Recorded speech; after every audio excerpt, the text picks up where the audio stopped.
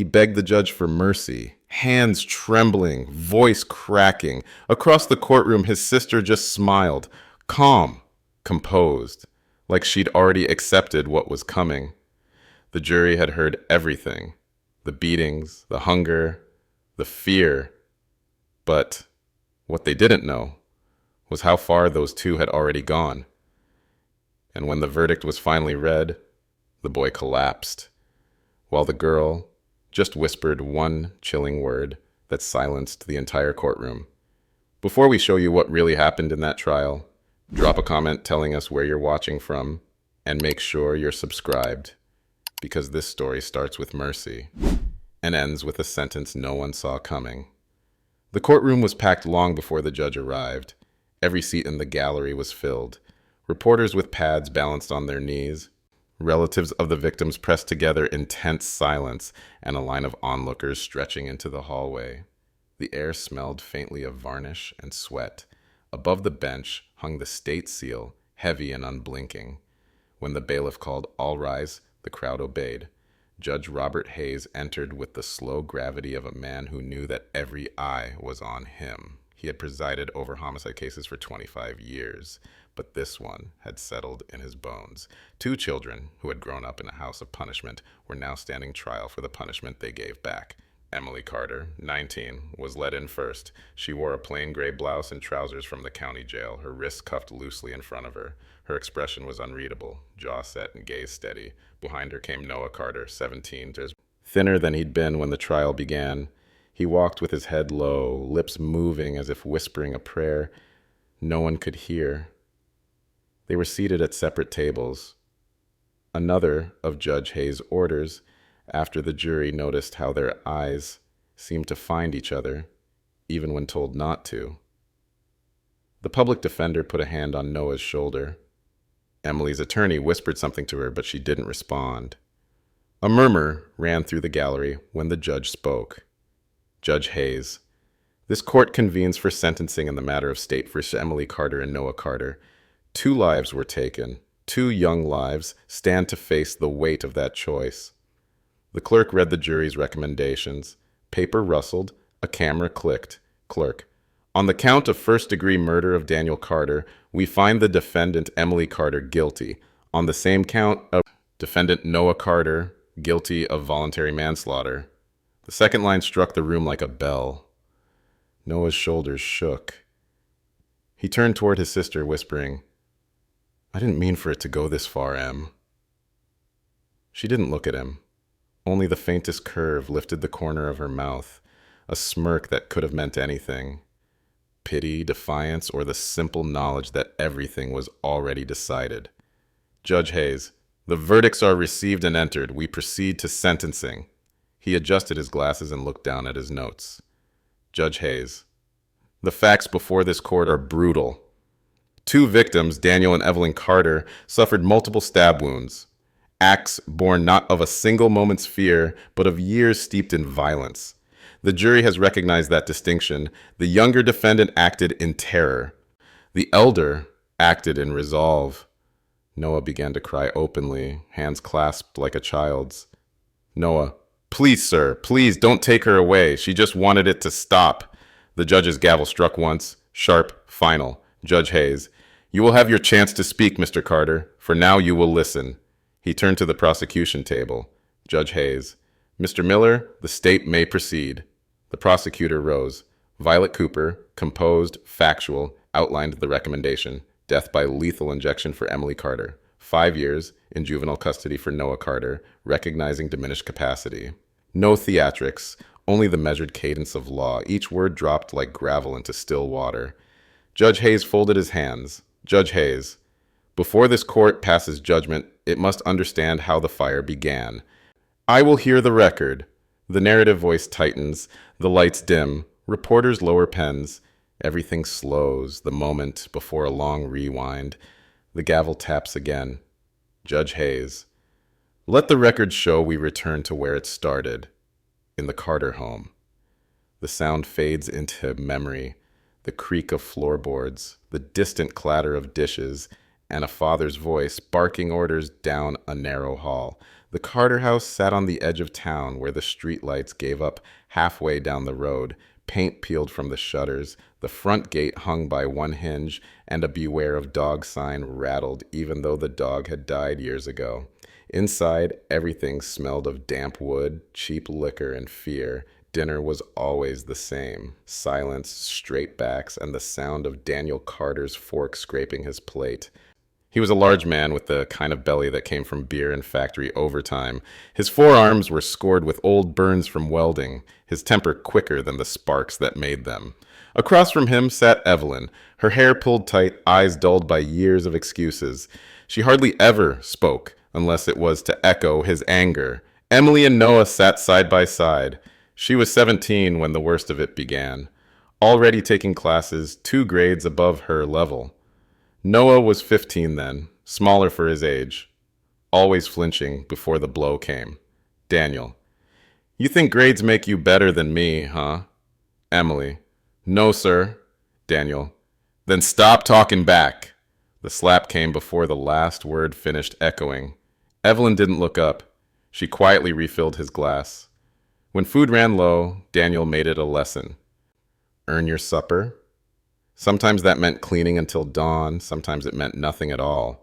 Emily learned to ration her own meals so Noah could eat. He hated her for it and loved her for it in the same breath. At school, teachers noticed the bruises, but not enough to intervene. The Carters were private people, they said. A strict household, sure, but not abusive, not the kind you called about. Evenings were a ritual of obedience. The television had been unplugged years ago. Curtains drawn, lights out at 9. If Daniel heard talking after that, the belt came off its hook. Noah once tried to stand up for his mother when his father struck her in the kitchen. He was 16. Daniel backhanded him so hard he hit the fridge door. Emily rushed to him, but their mother's voice stopped her cold. Evelyn: "Don't. You'll only make it worse." That was the night something changed in Emily. The fear didn't fade. It calcified. She stopped crying when he hit her. She stopped hoping the neighbors would hear, and she began saving small things: coins from grocery change, a phone hidden under the mattress, a list of bus routes leading anywhere else. But escape was a luxury she couldn't afford. Their father checked the mail, the phone, the mileage on the family car.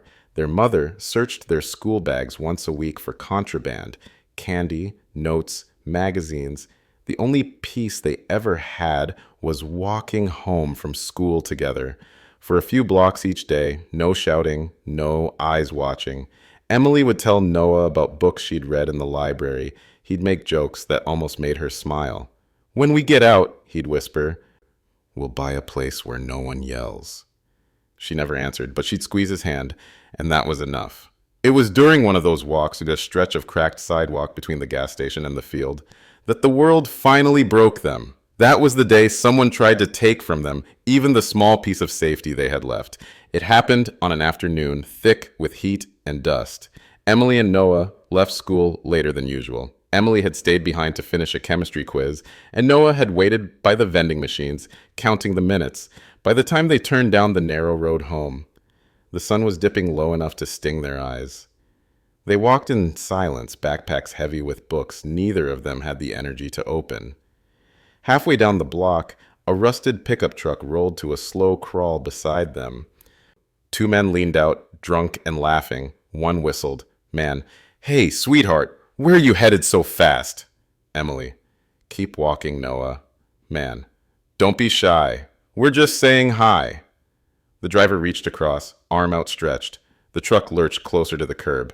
Noah stepped in front of her, fists clenched, his voice cracking with fear more than anger. Noah: "Leave her alone!"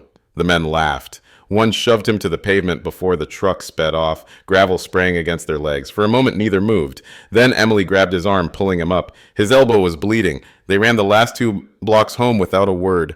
When they burst through the door, gasping and tearful, Daniel was in his usual place. Armchair, bottle, half-watched baseball game, flickering on the dusty screen. Evelyn sat across from him, knitting with mechanical precision. Emily, panting: "Some men followed us. One of them touched me." Daniel: "What did you do to make them?" Noah: "Dad, it wasn't her fault." Daniel, slamming the bottle: "Don't you raise your voice to me, boy!" He rose from the chair. the smell of whiskey sharp enough to sting.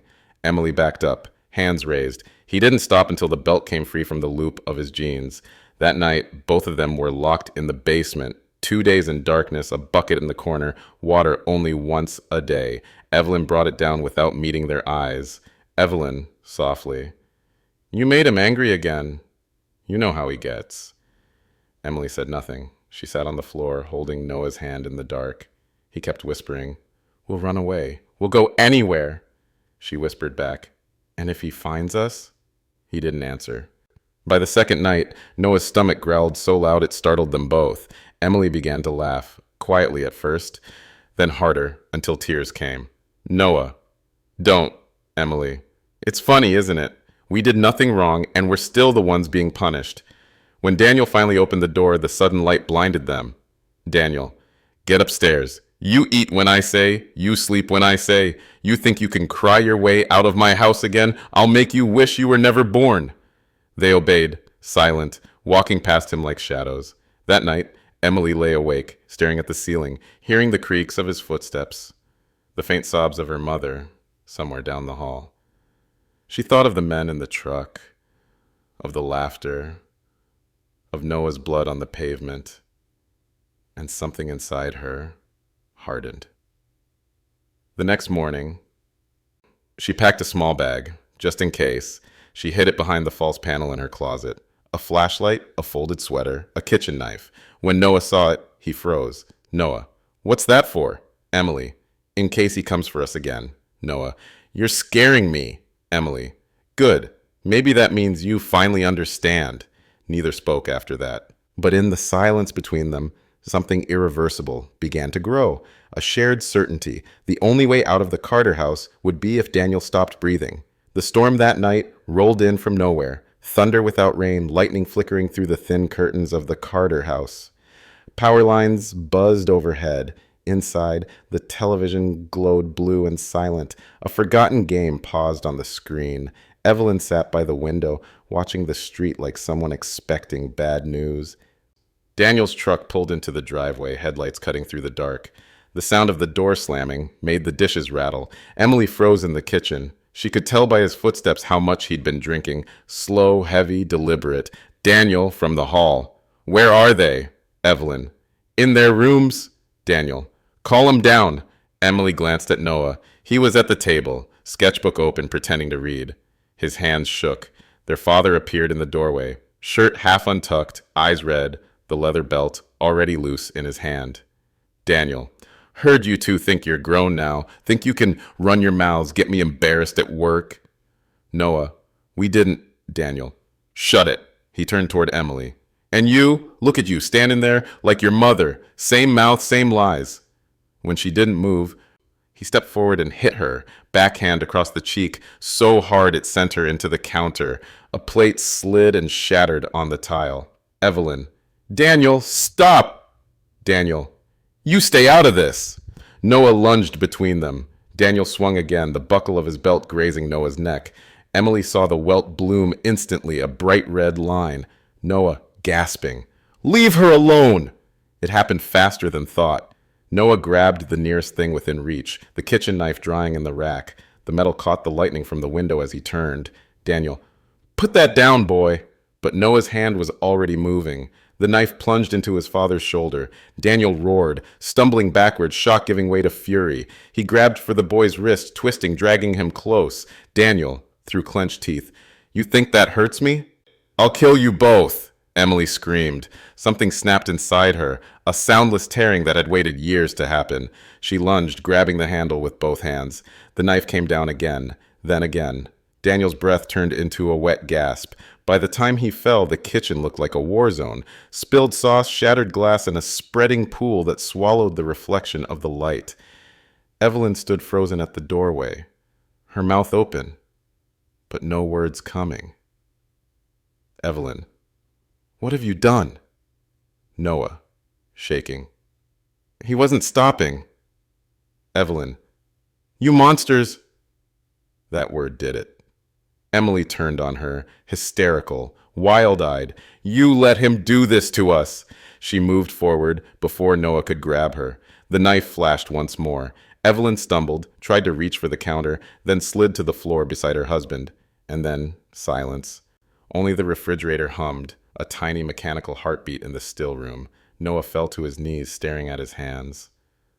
Noah, whispering, "We didn't mean to. We didn't mean to."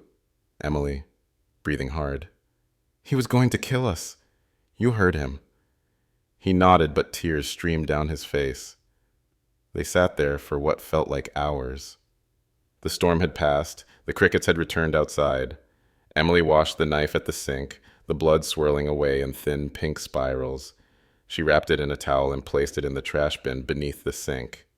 Emily, "We'll tell them it was self-defense." Noah, "Emily, Mom's dead too." Emily, "Then it's double self-defense." He stared at her, unable to recognize the calm in her voice. Somewhere deep down, he realized that whatever his sister had been before that night, she wasn't that person anymore.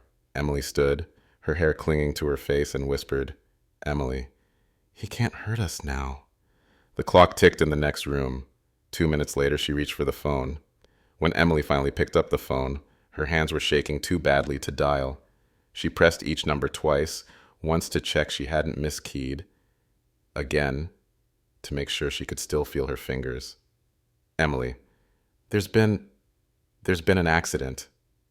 Her voice was flat, almost calm. The dispatcher asked for the address. Emily gave it, then hung up before they could ask anything else. Noah sat on the floor, knees drawn up to his chest, staring at the dark pool spreading across the tiles. The kitchen smelled of iron and soap. He'd scrubbed at his arms until his skin turned raw, as if he could wash away what they had done. Noah, "What do we tell them?" Emily, "The truth, just not all of it." Sirens broke the quiet minutes later. First distant, then so close they rattled the windows. Blue and red light strobed through the curtains. For a second, Emily thought it was lightning again. 2 uniformed officers stepped in first, guns half drawn. When they saw the scene, both froze. Paramedics followed, their radios crackling. One of them, an older man with salt gray hair, whispered under his breath, "Dear God." They separated the siblings immediately. An officer led Noah to the porch, wrapped a blanket around him, though the night was warm. Another guided Emily to the couch and started asking questions. Her answers came clean, deliberate, rehearsed, even though she'd never practiced them aloud. Officer, "Who was holding the knife first?" Emily, "My brother. He was scared. I tried to stop him." Officer, "And your mother?" Emily, "She ran into the way. It all happened so fast." Her voice never wavered. The officer writing notes looked at her once, then looked away, uneasy. Noah's version was different. Between sobs, he kept saying he had done it all, that his sister only tried to help. The contradictions tangled before sunrise.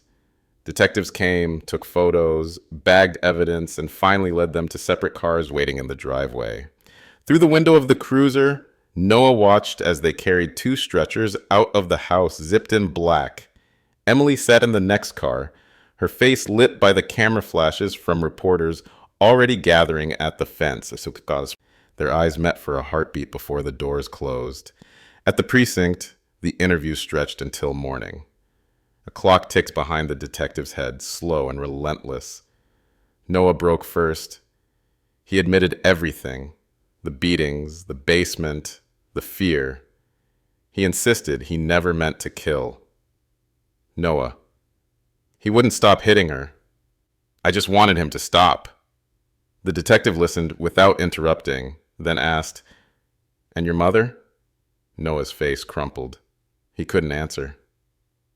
Across the hall, Emily sat in a different room with Detective Maria Lopez. The older woman offered water, then slid a photo across the table. The kitchen, frozen in flash. Lopez. "That's a lot of anger, Emily. More than fear." Emily. "You don't know what fear feels like." She kept her eyes on the photo, unblinking. Lopez studied her for a long time, then leaned back. Lopez. "You were the one holding the knife at the end, weren't you?" Emily. "It doesn't matter now." By dawn, both siblings had confessed. Different versions, same ending. The story hit local news within hours. Teen siblings claim self-defense in parents' deaths. The words didn't capture the smell of that kitchen or the quiet between each stab. They never could. When the detectives left the room, Emily finally let her head fall into her hands. For the first time, she looked her age, but only for a moment. Then she straightened, folded her hands on the table, and waited. Because in her mind, the worst had already happened. The station lights never dimmed. They buzzed softly above the gray tables, making everything look colder than it was. The clock on the wall marked off each second of the siblings' separation. Tiny, relentless reminders that their stories were no longer one. Detective Maria Lopez had spent 20 years listening to people lie. She could tell by the rhythm of a breath, the way eyes darted before an answer. She started with Noah. He sat hunched forward, blanket still draped over his shoulders, voice barely above a whisper. Lopez, Noah, I need you to start from the beginning. When did the fighting start? Noah, always, since I can remember. Lopez, and the knife? Noah, I grabbed it because he was hitting her again. I just wanted him to stop. Lopez let him talk until his words trailed off into sobs. Every few minutes, she slid a tissue toward him, but never interrupted. When he finally ran out of tears, she asked softly, Lopez, did Emily tell you to grab it? Noah, no, but she didn't stop me either. Across the hall, another team recorded Emily's interview. She sat straight-backed, wrists resting on the table, eyes fixed on the mirror she knew was two-way glass. The detective assigned to her, a younger man named Harris, tried the gentle approach first. Water, a folded blanket, calm questions. Harris, we spoke to your brother. He's scared. He says you were defending yourself. Emily, that's what happened. Harris, he says your mother didn't attack you. Emily, she stood by and watched. Harris placed a photograph on the table, Daniel's body, the knife still beside his hand. Harris, 37 wounds, Emily. That's not self-defense. Emily, he kept getting up. Her tone was flat, but her fingers twitched against the metal tabletop. Harris noticed. He leaned closer. Harris, you know what worries me? You don't sound scared of him anymore. You sound angry. Emily, quietly, you'd be angry too. When Lopez reviewed both tapes later, she could see the split plain as day. One child drowning in guilt, the other building walls of logic around her rage. She called the district attorney that evening. We've got a confession, but we've also got a story that'll break the jury's heart. Within 48 hours, the case moved from local news to state headlines. Abuse or murder, the Carter siblings' shocking confessions. Comment sections filled with strangers arguing about mercy and blame. In holding, Noah refused food, replaying every second in his head. Emily stayed silent through processing, eyes unfocused. When asked if she felt remorse, she answered, Emily, remorse for what? For surviving? That quote ran in the papers the next morning. It would follow her all the way to sentencing. Lopez signed her report before dawn, ending with a single line that summed up the tragedy better than any closing argument ever could. 2 victims raised 2 more. The courthouse in downtown Elmore was built in the 1940s. White columns, chipped marble, and the faint echo of 1,000 verdicts that had passed through its halls. On the morning of the Carter siblings' trial, the air outside was already thick with humidity and cameras. Reporters lined the steps before sunrise. By 8 a.m., they were broadcasting live. 17-year-old Noah Carter and his 19-year-old sister Emily Carter faced charges of double homicide, a reporter announced into her mic. Their defense claims years of parental abuse. Prosecutors call it cold-blooded murder. Inside courtroom 2B, the siblings sat at separate tables, an intentional choice by their attorneys. Noah's lawyer, public defender Ellen Mackey, was known for her calm tenacity and soft-spoken empathy. Emily's defense, handled by James Porter, was colder, more clinical. He saw his client as a case, not a person. When the bailiff called all rise, Judge Marianne Colton entered. She was in her early 60s, silver hair in a bun, eyes that had seen everything but never grew indifferent. She looked at the 2 defendants for a long moment before speaking. Judge Colton, let the record show the defendants are siblings tried jointly for the murders of Daniel and Evelyn Carter. The jury watched them, as if searching for a clue to what kind of monsters or victims they might be. Emily sat perfectly still, her chin lifted, eyes forward. Noah couldn't stop fidgeting. He twisted the hem of his shirt until his knuckles turned white. When the prosecution began, District Attorney Paul Hanley wasted no time painting a brutal picture. Hanley, this was not a crime of passion. It was rage, calculated and relentless. 37 stab wounds to the father, 28 to the mother. You'll see photos that will make you question whether mercy exists in people so young. He showed the jury images of the kitchen, the knife, the soaked towels, the blood spray on the walls. Gasps filled the room. Hanley let them linger on the horror before driving his point home. Hanley, these weren't acts of survival. They were executions. Then came the defense. Mackey stood, shoulders squared but voice gentle. Mackey, Noah Carter is 17. He grew up under the rule of a man who drank more than he spoke and hit harder than he ever hugged. He never had a childhood, just fear. On the night of March 4th, he believed he was defending his sister's life. That's not murder. That's reflex. Her words hung in the air, and for a moment, even Hanley didn't interrupt. Porter, Emily's attorney, followed. His strategy was different.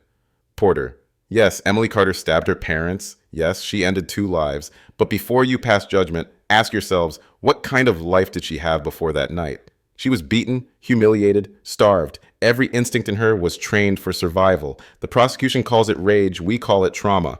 The jury looked at Emily again. Her face didn't move. That stillness unsettled them more than tears would have. Over the next 2 weeks, witnesses took the stand. Teachers spoke of strange bruises hidden beneath long sleeves.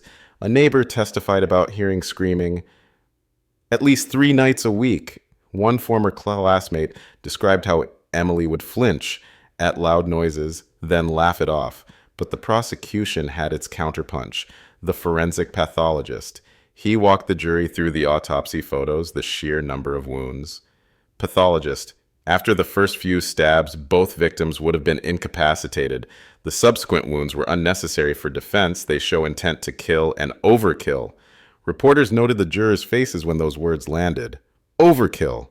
On the 3rd week, Noah took the stand. His testimony cracked the courtroom open. His voice trembled when he described the beatings, the nights without food, the basement. He avoided Emily's eyes until the end. Noah, quietly, I didn't want to kill him, but I wasn't going to watch him touch her again. That line would headline every paper the next morning. When it was Emily's turn to testify, the atmosphere changed. She spoke calmly, every word measured. Emily, you ask why I didn't stop after the first stab. I ask you, how do you stop when you've been scared your whole life? When every night feels like your last? I didn't see parents that night. I saw the people who made us into what we are. Hanley rose slowly for cross-examination. Hanley, so, Miss Carter, you're saying this was justice? Emily, without hesitation, it was survival. The silence that followed was electric. Even Judge Colton paused before moving on. By the final day of testimony, the line between guilt and pity had blurred.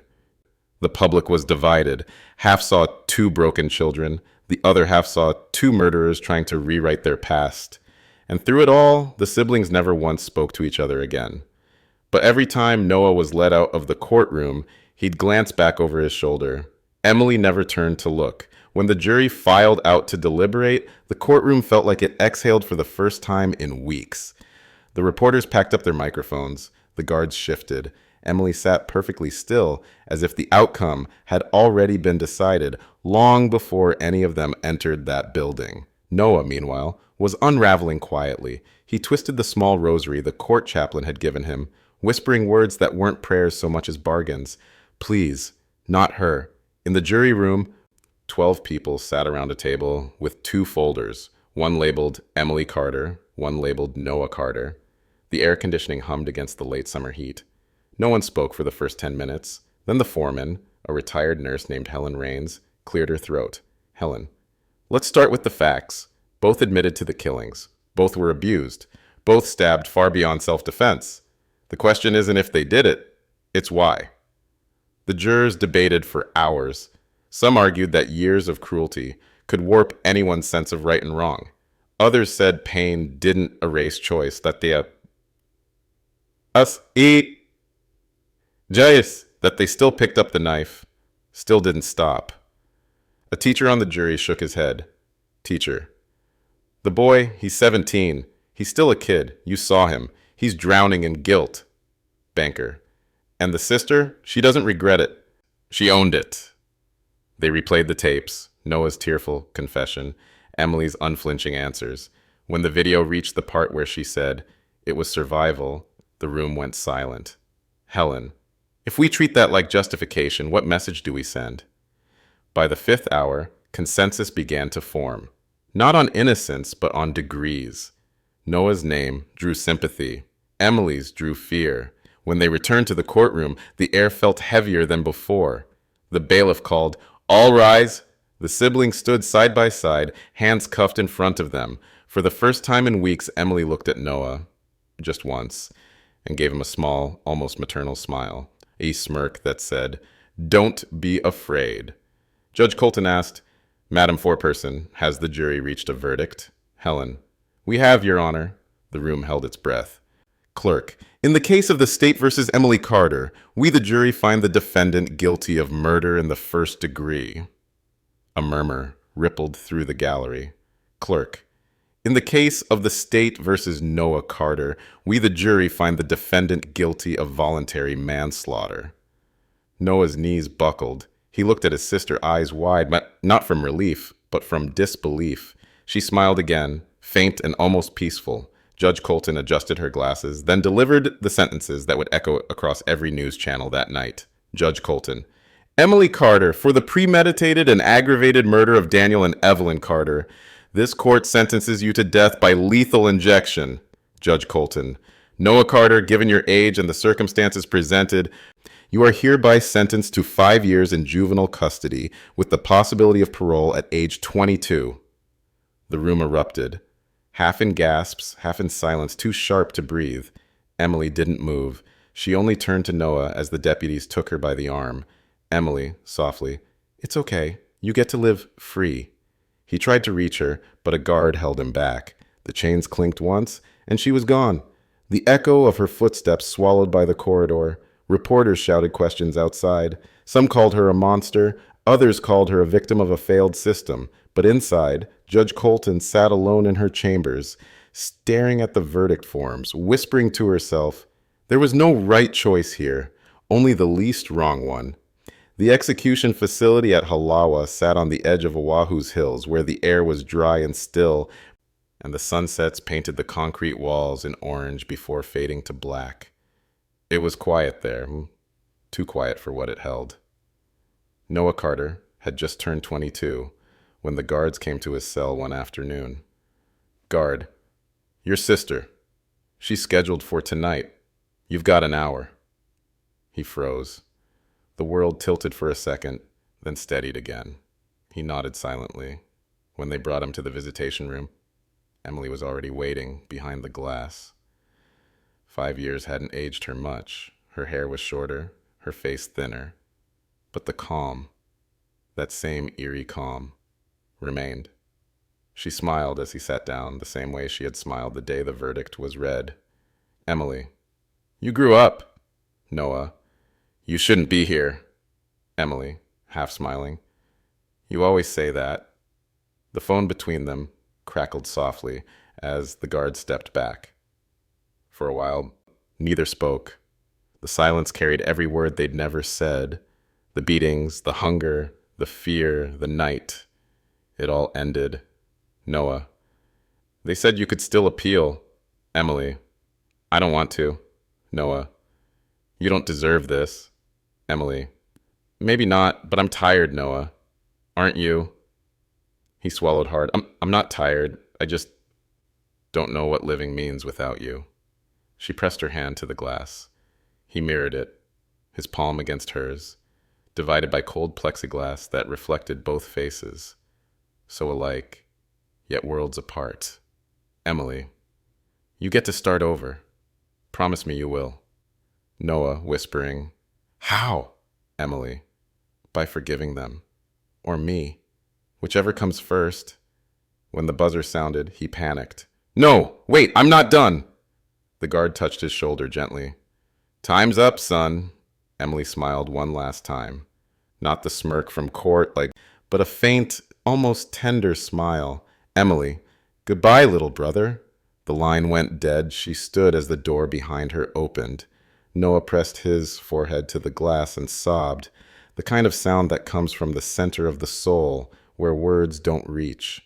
That night, the state of Hawaii carried out Emily Carter's sentence. No media were allowed, no witnesses beyond the required few. Her last words, recorded but never released to the public, were whispered toward the glass wall that separated the chamber. He was just trying to save me. 3 months later, Noah walked out of Halawa's juvenile facility. The sun hurt his eyes. Reporters shouted questions, but he said nothing.